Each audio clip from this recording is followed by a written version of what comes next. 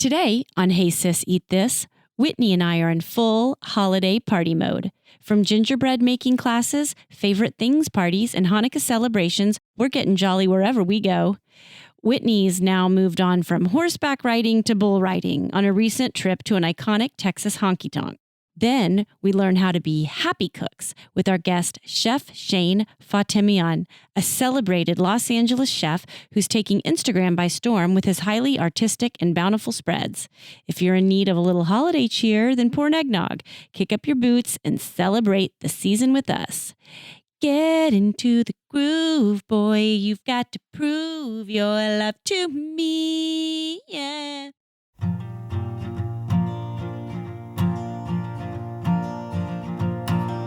Grab your fork and grab your knife. Morning, afternoon, and night. Mama's recipe and mine. We're about to have a good time. Hey sis, eat this. Hey sis, eat this. Woohoo! Yeah. Hey, sis. Hey, sis. Well, that was funny what just happened. Yeah, we almost had to completely break down the set here because I think I almost knocked the set down. I did too. And you got an emergency alert that you have a dentist appointment for one of your girls. And you're like, oh shit, I gotta go. You saw it on my phone because you were setting up the camera Yes. and I didn't even know. And you're like, do you have an orthodontist appointment for Vivi right now? And I was like, oh my God. And then I almost knocked over the computer, knocked over the iced tea, almost everything. And then I calmly decided that I would call the orthodontist and I rescheduled for Thursday. And they were like, it's okay, ma'am. Thank God. But this was like your fifth spill of the day. You couldn't stop spilling your coffee this morning. You're right. And then we were about to record with some guests and the table like collapsed. And The table we spilled collapsed. tea everywhere. That's right. And we're not through the day yet. We're only halfway through the day. We're cooking tonight. I know. We're just going to do the damn thing. We're going to do it. You know? Oh my God. This is what the season is all about, this holiday season. I guess so. It's all about cooking. Spills, thrills, and chills. That's right.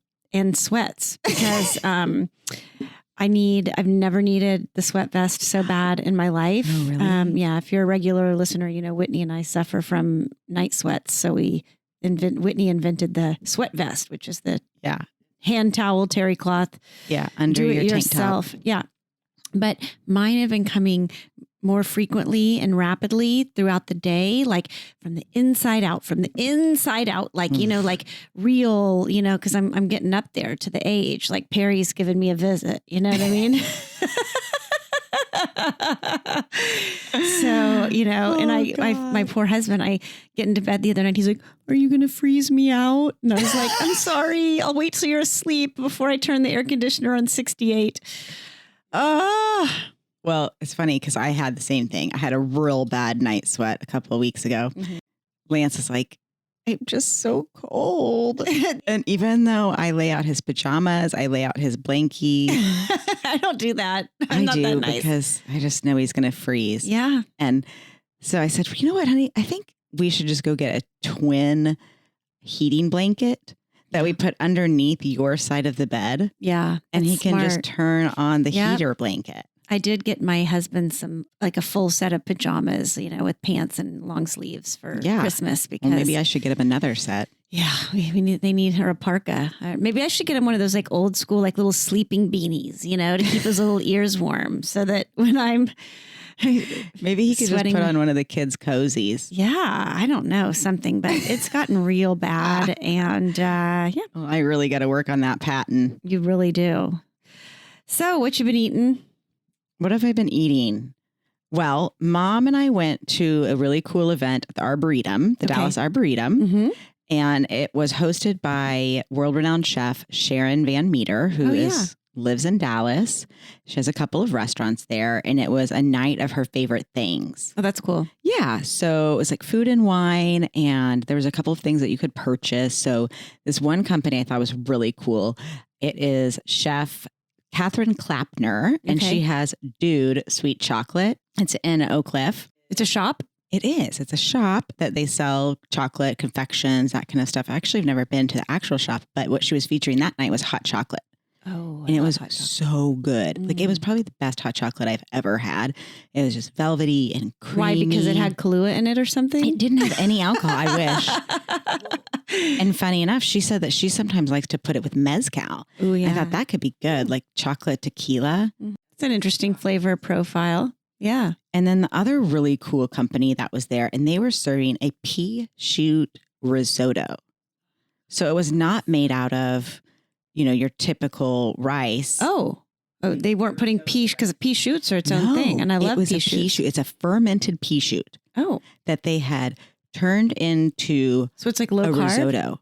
Yes. Ooh, and it I had want no this. dairy. Okay. It was really interesting. So the place is called Profound Foods, and it's started by Jeff and Lee Bednar. Okay. And they have a hydroponic farm in Lucas, Texas, and they serve a lot of chefs by getting their vegetables to these restaurants and chefs. It's really cool. So I was talking to Jeff when we were there, and I said, we would love to come out and see the farm and do a tour. And he said, absolutely. So that's cool. We'll do that when you come back in December. I would love that. Yeah. Well, speaking of favorite things, I went to like 5 holiday parties last week, but one of them was a favorite things holiday party. Yeah. And you bring each girl, there's like 30, I don't know, God, there might have been 50 girls there, brings 3 gifts.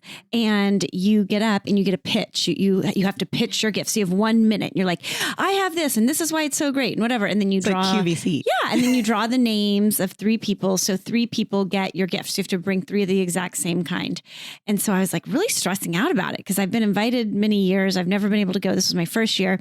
So I was like, well, I got to do something like cooking related, right? So I went to that Japanese knife import store where Jason's been getting me all those cool knives, and I got 3 beautiful chef knives. Oh, that's and so they were a big ticket. Like people were like fighting over them. So that was really fun. Well, you had asked me if I wanted anything for Christmas. You had a little something, and I was talking to Lance. I was like, ooh, I want a chef knife or some kind of other knife because our knives are just crapola. I know. I'm not going to tell you what I got you for Christmas, but you do need to get your knives upgraded for sure. We do enough cooking at your house now that it's kind of sad. But I also went to a cooking class, a holiday gingerbread and pecan pie making class through Sweet Laurel Bakery. That's the bakery down the street from me that's grain-free, dairy-free, refined, sugar-free. And they've really blown up. They're now selling their dough in Whole Foods. They're vegan dough. Like you can get gingerbread for the holidays or chocolate chip cookies. And I met Laurel, the owner and founder, who had this autoimmune disease that she completely reversed by cutting dairy and grain and all of that out of her diet.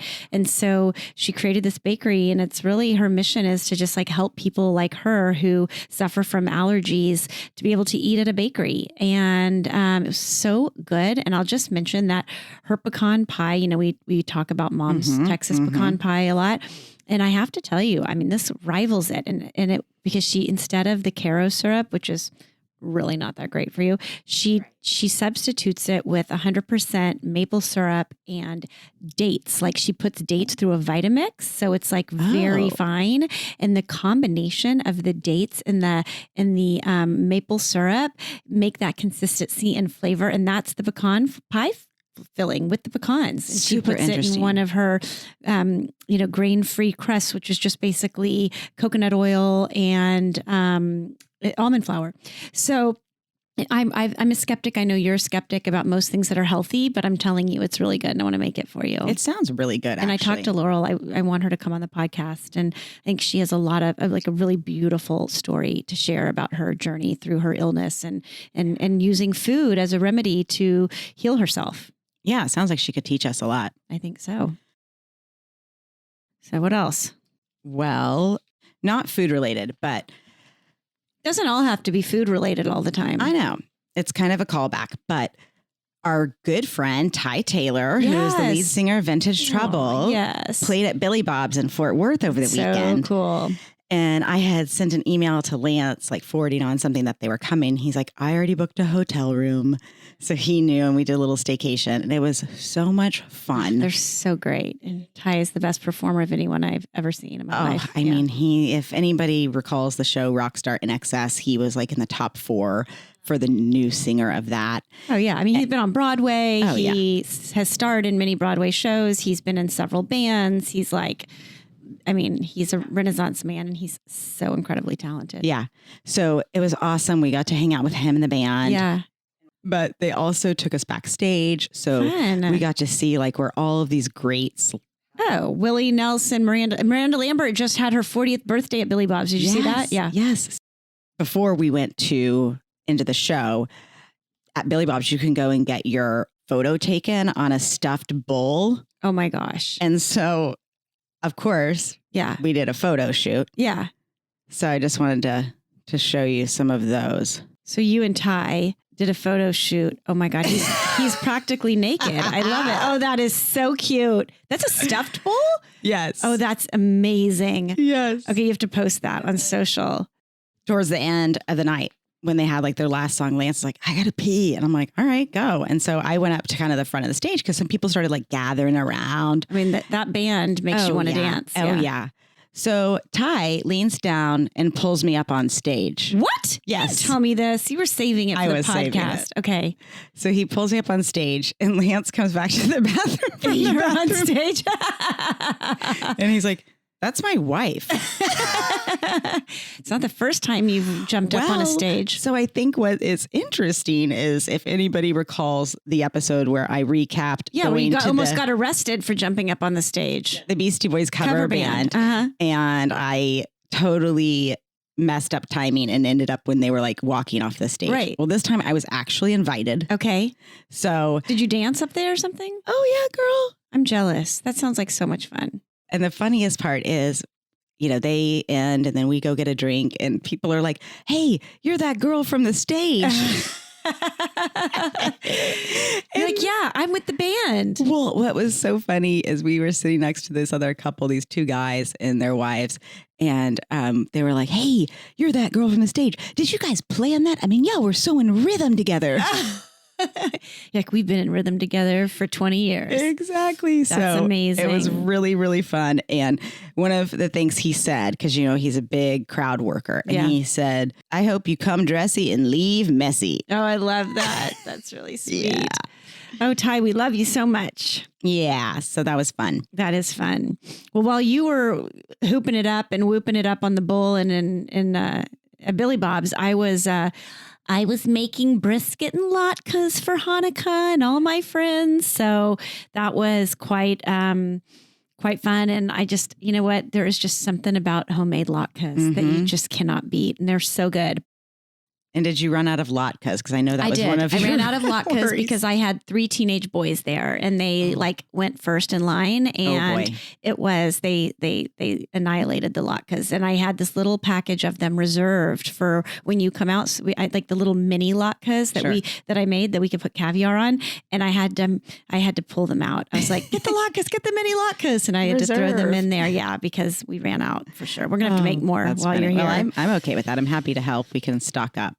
Oh my gosh. So it's been, party central. Yeah. One thing after that. I mean, it sounds like you dancing on the stage was a little more well received than you and I dancing at the Hanukkah party last night with the DJ to Get Into the Groove by Madonna. Yeah, that was really funny and also very sad. I was telling Lance that we went to the club holiday Hanukkah party and they had a really fun DJ and it's basically a party for 5-year-olds. Let's be honest. Like I walked in and I was like, oh God, I need a martini. There's way too many kids here. And the Humpty Dance came on because it's very appropriate for Hanukkah. Right. Oh yeah. They kept playing inappropriate music. Yeah. So I grabbed Vivi and we go onto the dance floor and mommy comes and joins us, or you, Courtney, mommy comes and joins us. And Vivi all of a sudden was like, this isn't cool. Stop. This isn't cool. This isn't stop. What? Stop. Come You're on. embarrassing me. You're embarrassing me. We're now in the embarrassing stage. We used to dance all night long at that thing. But I did take a look around the room and we're about 2 or 3 years past our prime, I think. I mean, not us personally, the kids, because it's really geared towards the littler kids. But it was a fantastic DJ, even though he was playing the Humpty Dance and what was the other inappropriate song he was playing? Oh, Promiscuous Girl. Yeah, Promiscuous Girl. All these songs, but we were all jamming. And but then we got up and then I found ourselves, just you and me and one little maybe 3-year-old boy and his dad on the dance floor with Madonna and everyone looking at us like we were freaks. Well, the DJ also kept playing like the clippets of the song. Yeah. Instead of like the whole song. But then when it was just me in court, we got out there and he like played the whole song. And I was like, do you notice that he's playing the whole song? Yeah. Yeah. He was like, ooh, look at these girls. They really love it. They're into, they're into it. He's like, ooh, I'm a badass DJ. You know what? I felt really free. I felt free. I didn't care. I know my kids were just cringing but you know what? It was fun. I like to get out there and set myself free to a little Madonna every now and again. Why not? Girl, me too. I love it. Well, should we get into it? We should set up Chef Shane. Yeah. Why don't you tell our audience a little bit about him? Whitney, this next guest that we're going to introduce today really blew me away. And I think you'll agree with me that the universe puts people into our lives for a specific reason. And I found this chef through a friend when I needed someone to cater a very important party for me last June. And when we met him that day, he was such a warm and humble and generous person. And he just had a different energy. Yeah, it was very calm. Yeah. And so, we, of course, asked him to come do our show. And I think you'll agree also that this interview was really unique. Not only because he's an immigrant to this country, but he was literally smuggled out of Iran for his own personal safety. And he's got such a knowledge of international cuisine. And I think what he talks about in this interview is really important for people to hear because he practices a mindfulness around food. Like whether it's growing the food, preparing the food, cooking it, feeding people, he has this very deep reverence around the process of a food. Appreciation. Exactly. And as much as we love cooking, Whit, like he's helped me appreciate cooking and feeding people on a deeper level. So he's been through so much adversity in his life and he has every reason in the world to be bitter and negative, but he's not. And he talks about in this interview how he channels his positive energy and his happiness into the food that he's cooking. So for me personally, this is really one of my favorite interviews because he's incredibly inspiring as a human being. And I could go on, but let's just get into it. So without further ado, let me introduce to you the fabulous Chef Shane. I think we should go down and thank our vegetables before we cook them tonight. Let's do it. Okay.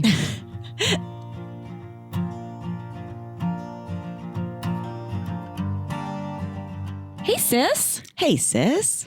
Today on Hey Sis Eat This, we have one of the most talented chefs working in Los Angeles right now. He worked for Soho Houses for 8 years. He's still part of the Soho House family, and now he has a thriving catering company to Hollywood's elite. But we actually found him through his Instagram and YouTube channels because he has these gorgeous presentations, this food that's so creative. And if you don't already follow him, you must because it really is mind-blowingly beautiful what you're doing. We'd like to welcome Chef Shane Fatimian. Thank you. Welcome. We're so excited to have you. I'm excited to be here. And as Courtney said, your food is just so beautifully presented as well as delicious. And we got to experience it firsthand because you helped us with Reagan's graduation party and put together just incredible things. I mean, these are like works of art. We thought we'd be able to do the party ourselves. And then we were like, yeah, no. And then that's when I found him and was like, oh, we got to have him. Yeah, it made us feel subpar. Mm-hmm. And some of your dishes are the things you do with the vegetables and the fruits and the presentation. It's like sculptures. Mm-hmm. Thank you. Tell us a little bit about that. Do you have an artistic background? I mean, the concept is try to touch your five senses, and the first one is visual. Mm-hmm. So I have to make it look pretty. And I wasn't this kind of a chef. I was trained greasy American Italian, if you would. Oh. And then working at Soho House, it was a great opportunity to kind of be creative. And the folks over there were amazing. They were so creative. The whole house is everything. The setup is. Mm-hmm. So they allowed me to be free and kind of do what I think I should do. And the room that they put me in, the garden room in West Hollywood, it's so gorgeous. Mm-hmm. So you can't just, put just a brown plate of food out. Right. You got to make it look beautiful. So that's where the inspiration started coming in.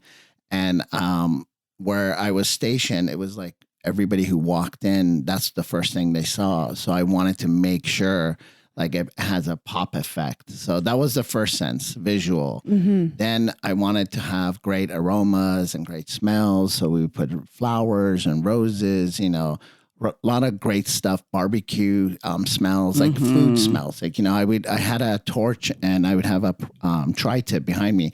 And I would hit it, warm it up, and it would smell it like it would start. That's so cool. Or I would bring garlic and kind of like slow cook garlic on it. So Sure. it would fill up, and that primal smell that makes you hungry. And you're hearing it too. That sense, you're hearing it crackle. And Exactly. And then the hearing part of it was my part. To explain the food, to get people to come over, to just acknowledge them, say, "Hey, how you doing? You look great. Interact. Good to see you. Thanks for coming in." And then I would draw attention, and then they're like, "What are you doing?" I'm like, "Oh, you know, check this out. This is organic carrots. We just got it in. It's from a farm in Malibu," and you know, on and on. So I would get their appetite going. And then the next was to make sure the food tastes great. And the fifth one is to get that ratatouille moment, you know, where the guy puts the food in his mouth and takes him back to his childhood, something he ate at his mom's kitchen. Oh, I love that. Then you're complete, you know. Then they're kind of like, they're going to come back. Coming back. Yes, they're coming back. Well, it sounds like there was a bit of an evolution to that. Like creatively, did you just find like, wow, it just things kept getting more and more beautiful once you sort of opened that door for yourself, that you just got to get really creative? And 100%. It's kind of like, I tell everybody I got in touch with my grandmother. My grandmother has passed, but she was a very happy cook, you know. And when you are a happy cook and you have love in your heart, and that's how you go. It's like the Southern cooking, you know. Yeah. It's like the grandma or the aunties, like so happy. They go shopping or they go in their garden. They cut the kale and they come inside and they pick it. Everybody's sitting around the table, and that love that you have, it makes the food energy really good. So. And at the time when they had me, I was really in a bummed place. I was down. So I kind of promised myself that at the door, I would check myself and literally become another individual, a happy individual, and just go in. And I would approach the vegetables with happy thoughts. And it was hard when you're down and out to have happy thoughts. Because if you're thinking about the past, which you're not supposed to think about the past, period. yes, the moment is now. Yeah, you think about the past, even try to think about good times, because it was past, it doesn't show up as good times now. So you're still negative. So the way I shifted that negativity, and I didn't have anything going on for me but this job, let's say. Yeah. So I started thinking about the farmers. So I started thinking about the guy who planted this carrot. How long did he waited? How patient are farmers? I mean, I have no patience. I want it now and I want it yesterday, you know? And the care and love that they have to take care of that. Literally. Grow it. And everything, even a tequila plant, you know, agave, they plant it and they wait 7 years. 7 years. It's like a spiritual experience you had with this food, it sounds Definitely. like. Or you have with it. And I remember there was this company, I don't know if they're around anymore. It was called Dragon, and they would go and shop from all the farmers market, and then they would bring the truck to upscale restaurants. Basically, the farmers market is coming to you. Oh, wow. That's cool. And I would go down, and the lady was so proud of these tomatoes that she grew in Malibu, and these are amazing. And that love and texture, you really see it in the food when you're tasting it. So I thought that that's how it's supposed to be, you know? They did the work. They planted this. Now I have to honor whatever they did.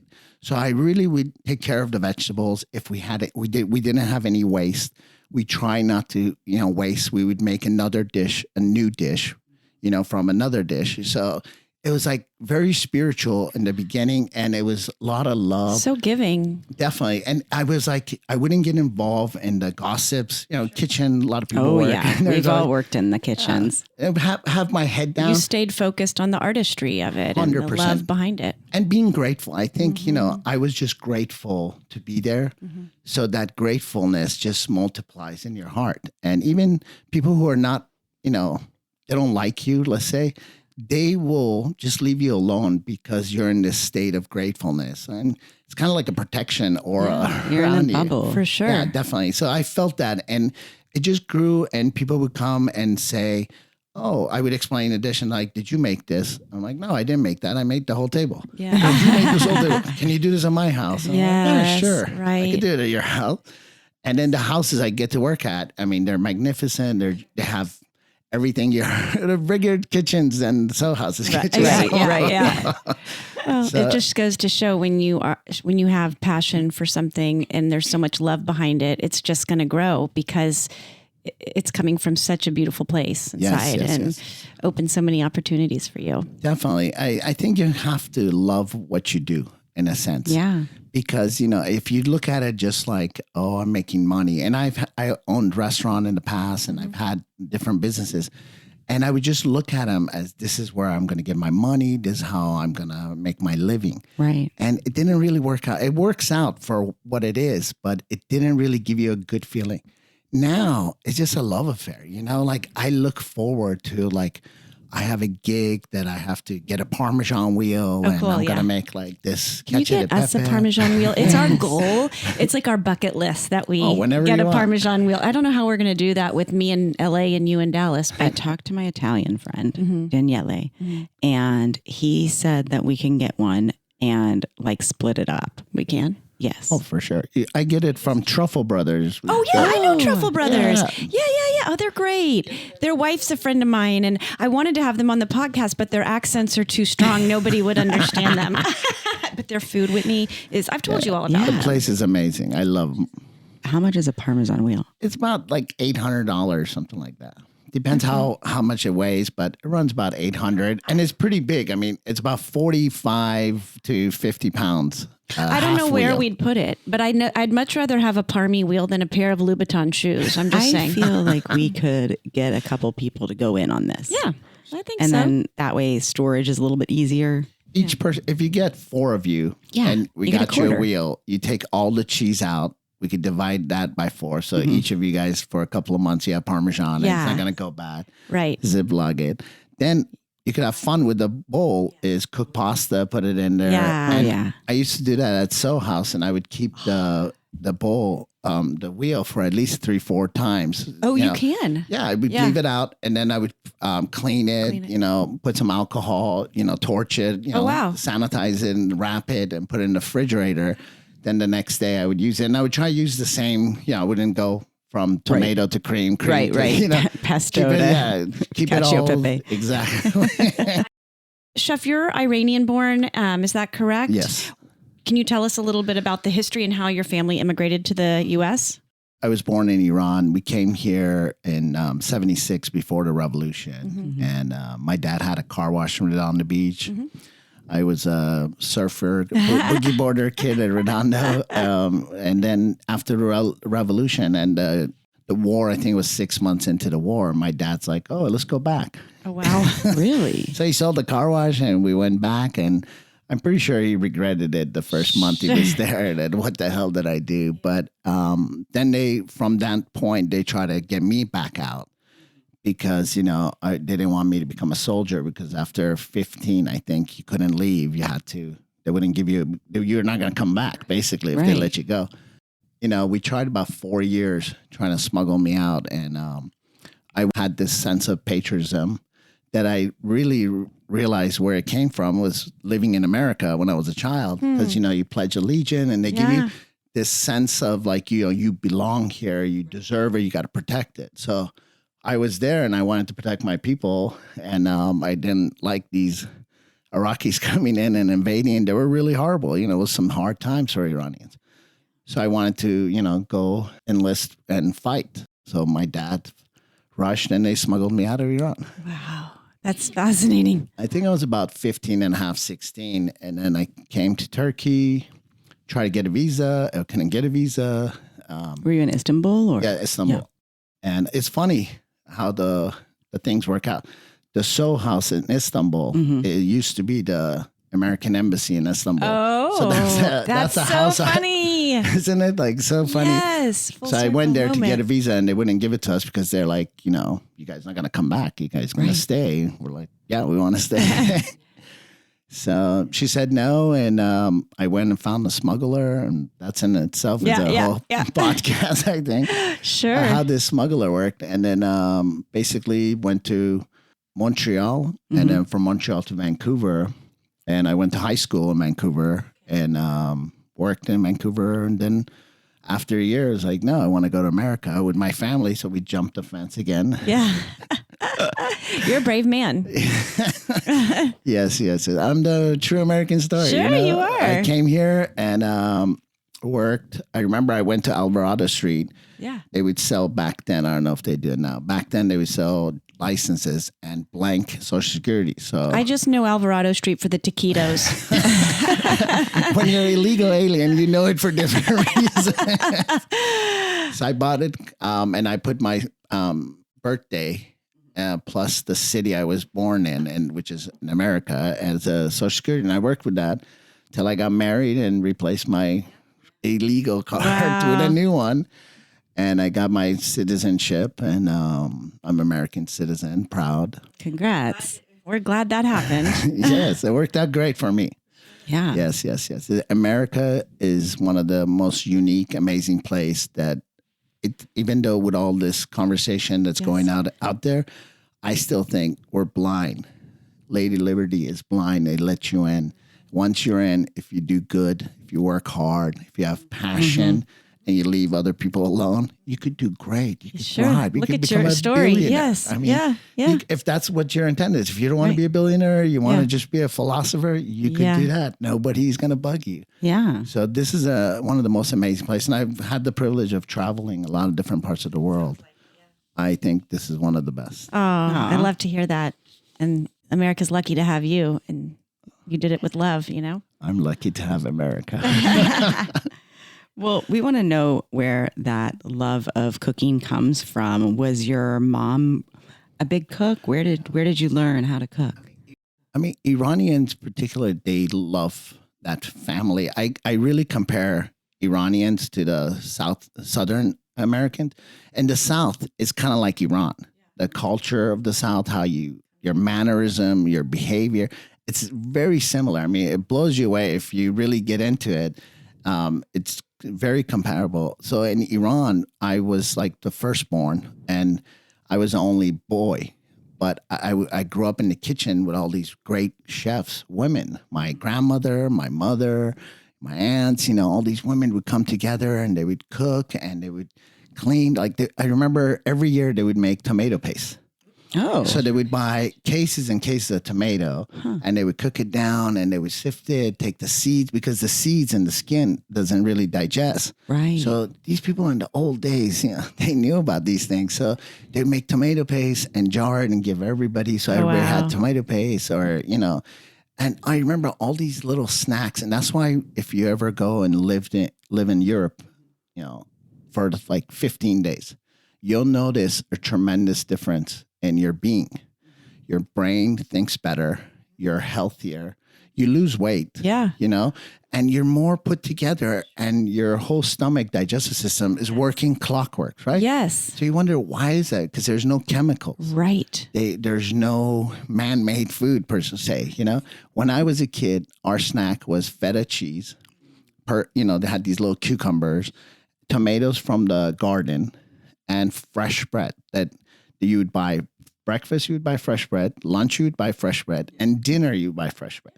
And the bread, it was like the yeast that was like fermented, like sourdough. Mm-hmm. It was no, fast rising bread, white bread or something. Yep. So all that makes a difference. And you would walk to go get it and walk back. There was no Uber rides, Right. So it was all that made a difference. And then they just would, like, one of the snacks I remember I loved, it was romaine lettuce, fresh romaine on summertime. And they had this sweet vinegar. And then you would dip the lettuce into the sweet vinegar and eat it. And it was so fresh and it's great for your system. God, it sounds delicious. With walnuts, fresh walnuts. They would take walnuts and they would soak them in water. And then you take that outer skin out. And it's delicious with some salt. So little snacks like that. I mean, there wasn't Nobody no bag takes of the chips. time for that here in the United States. So you said that your family, these wonderful women, get together and cook all these amazing meals and stockpile the tomato paste. So there must have been some incredible dinners that happened. What was it like at that dinner table growing up? Family dinner was never just the family. It was always guests or cousins or relatives who come over. That was exciting. The street we lived at, and this is what I do now, where I came up with this concept for the caterings, if you would, is they had these block parties.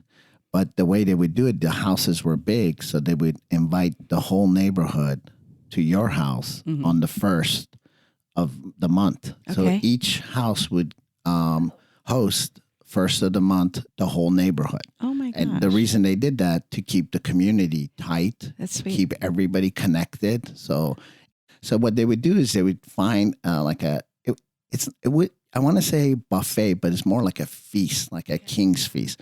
So they would put every food they could get on these tables to kind of please everyone. They had chafing dishes, hot food, cold food, sandwich, whatever they made.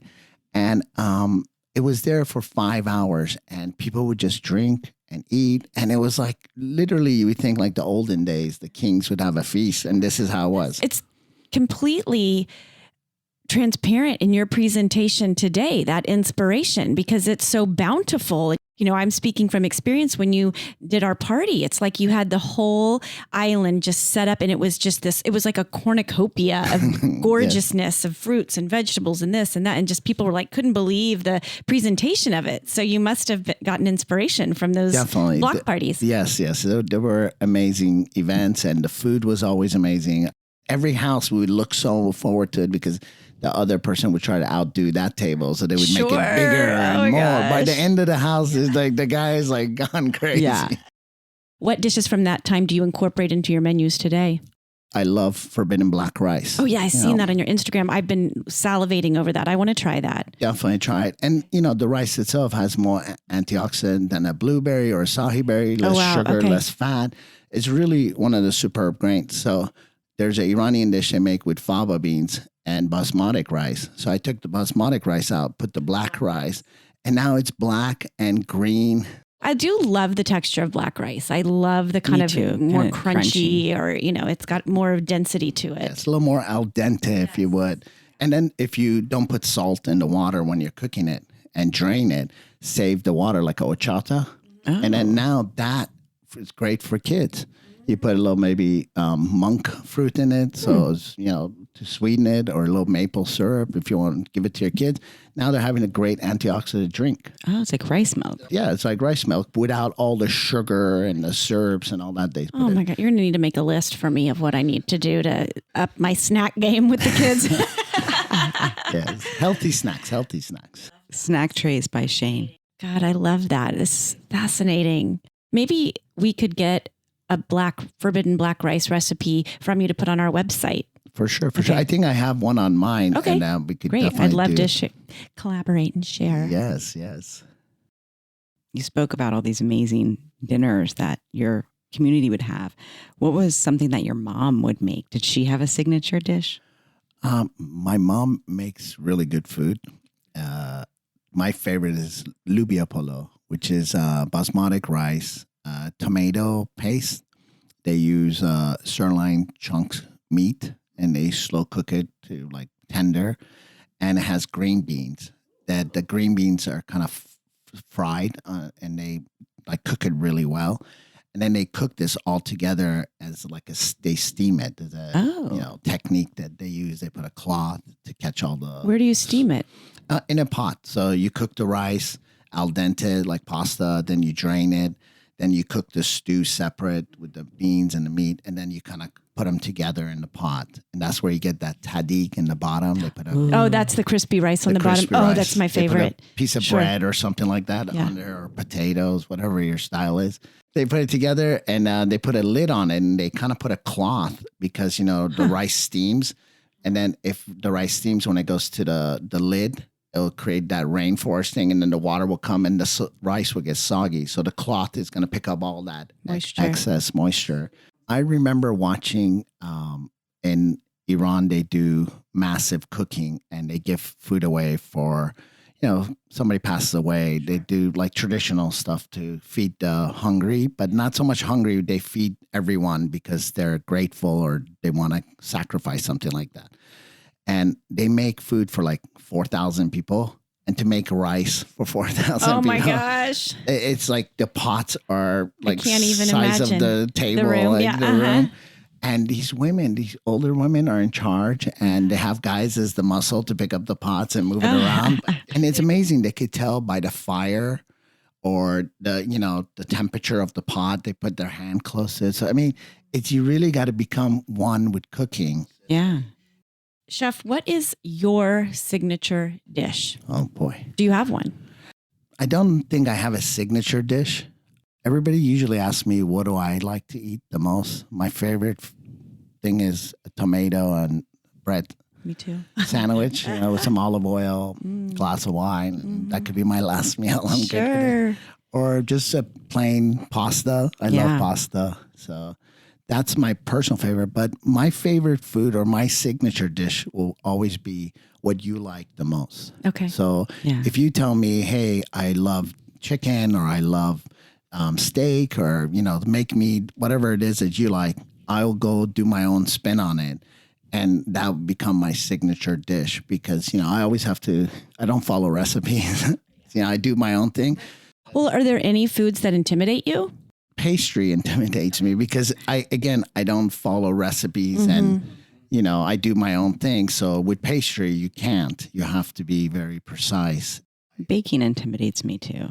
And even if I bake, like I love making Edamus, which is whipped cream and meringue and berries. Which I is saw that on your site. It's beautiful. It looks like a child just put it together. It's gorgeous. So things like that. And I do make an amazing tiramisu. Oh. I learned that in Rome from a family that I was staying with. Nice. So, Ooh, I want to try that. Yeah. Our dad calls it terrible Sue. Chef Shane, can you think of a time when you've experienced a dish or a meal that was just so exceptional and really elevated your thought on foods? Life-changing? Life-changing. I work with amazing chefs at Soho House, and I've had the privilege of eating at a lot of really good restaurants.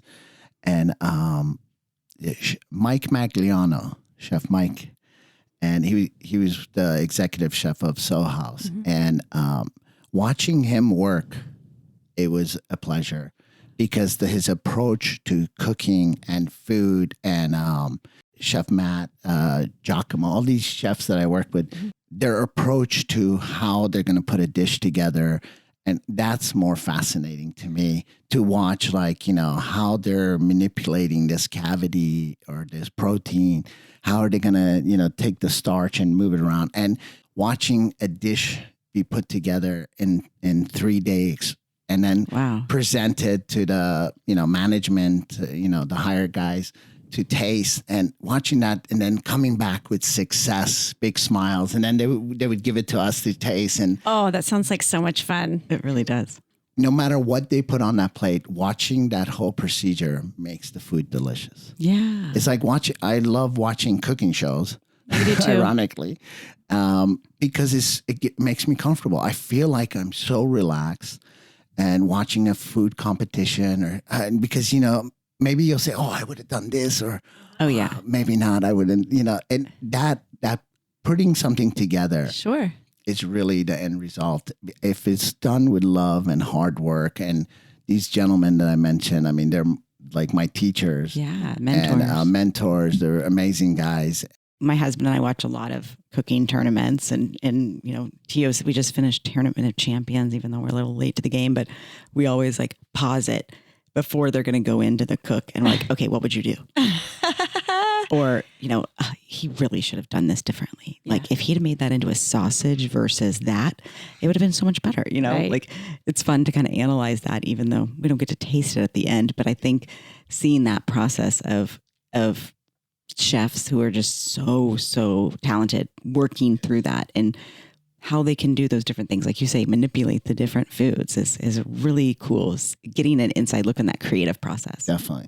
And you could see that in everything. You see with writers, if you happen to know some writers and the way they approach writing or music, if you ever seen a band put a song together, and it's part of humanity. I mean, there's nothing here, there's no job that I could say, oh, if there's low below, there's nothing like that on on this planet, there's no dirty job. There's nothing that you could say belittle, because even that job, whatever you may think it is, it comes with creativity. Absolutely. It comes with like, intention of, getting this done. And if you could love what you do, if you're doing it, I mean, Right. I used to hire waiters and Olive Garden, many years ago. I was a general manager there. And when I would hire them, they would tell me, well, this is not the job I want to do. I want to become a doctor. Right.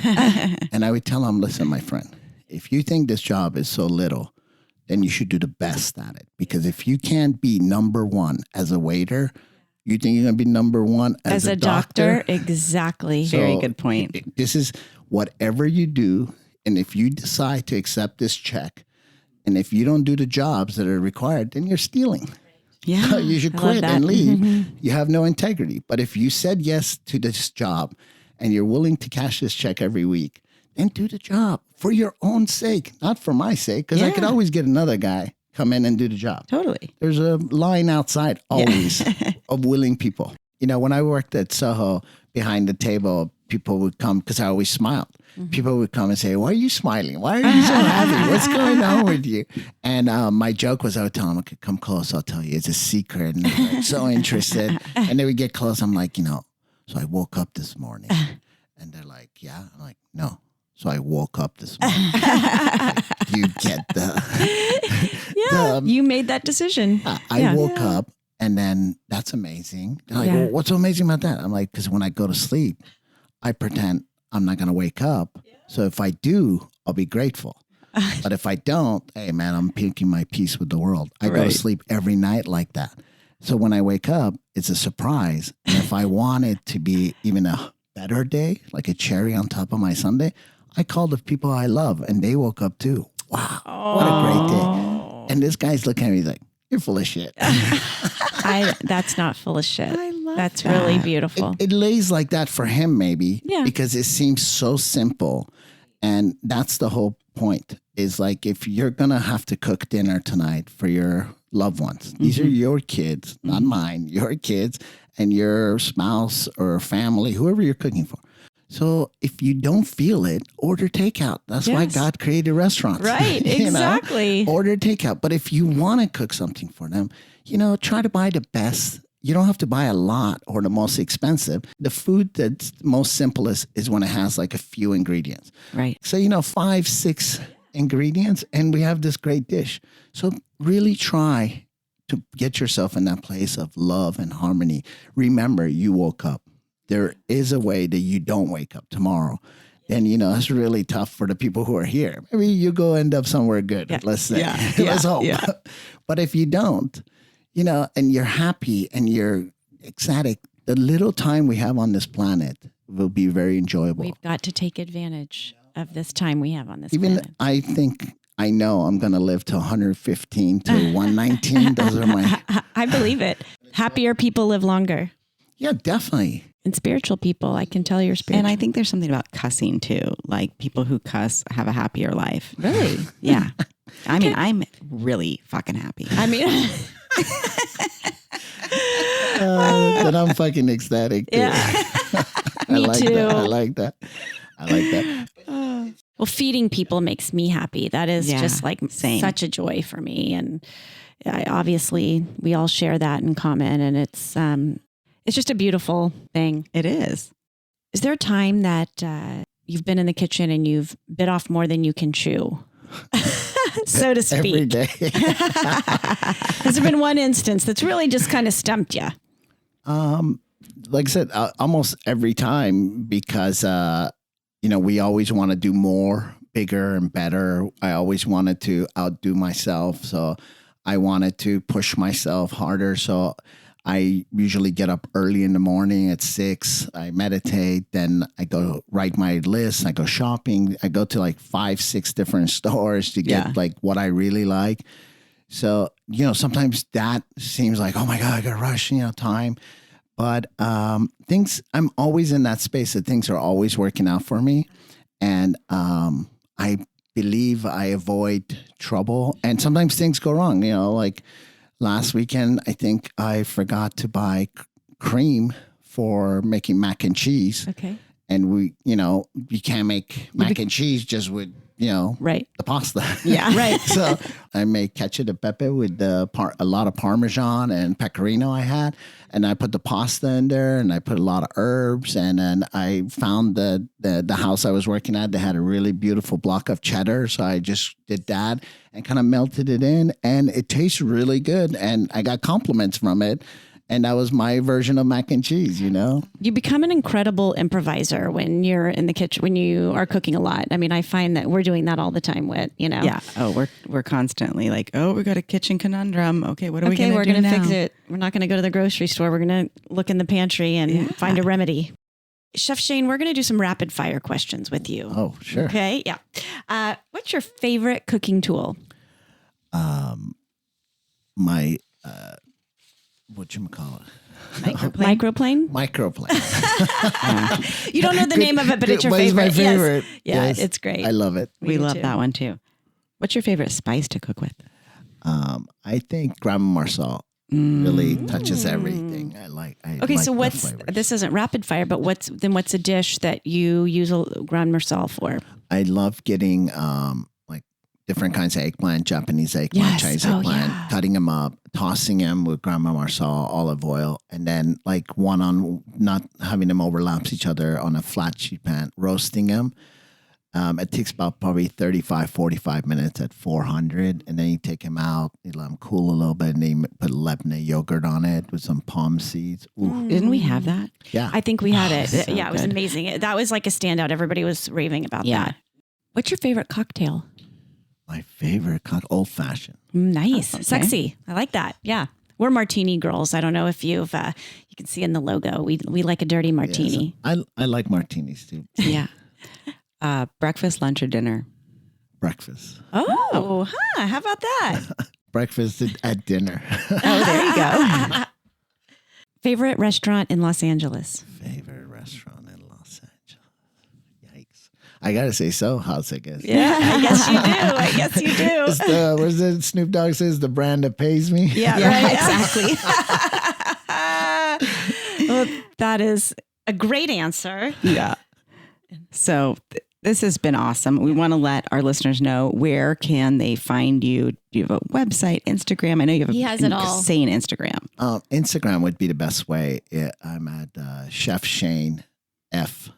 F is for my last name, Fatimian. I just have to say for our listeners that his Instagram is so inspiring, and I just can sit there and go down the rabbit hole and scroll through, and I'm amazed at what I find. Yeah, it's food porn. It's It is like food porn. addicting. I just want to make it, and then I'm like, oh, I don't know. That looks really complicated. I do cooking classes a You lot. do? Yeah. You So do? the way that works, I come to your house. Okay. And, it's good to bring 4, 5, 6 people. Sure. I did one 35 women wow. a couple of weeks ago. It was pretty much, I was just like the entertainment. That's amazing. We'd love But there was that. 2 people taking notes a lot. Right. And that's always fun because you come in and we could talk and, really discuss how the approach to cooking should be. Oh, let's do that. I would love that, actually. And also, I was sort of thinking we make you an old fashioned, we make our dirty cis martini, we get together yeah. and you teach us how to make some eggplant, Yes. Yeah, yes. I want to know how to make that rice. Yeah, the rice too. We'll That'll be have a fun. Persian cooking night. There you go. Yes, let's do that. Okay. Well, let's end it like we always do, Courtney. I love you. I love your show. I love you. I love your show. Thank you so much for listening to Hey Sis, Eat This. If you LOL'd, peed your pants a little bit, or even smirked, please hit subscribe if you haven't already. And feel free to rate and review, but only if it's positive. Also, visit our website for recipes and to sign up for our newsletter at HeySisEatThis.com.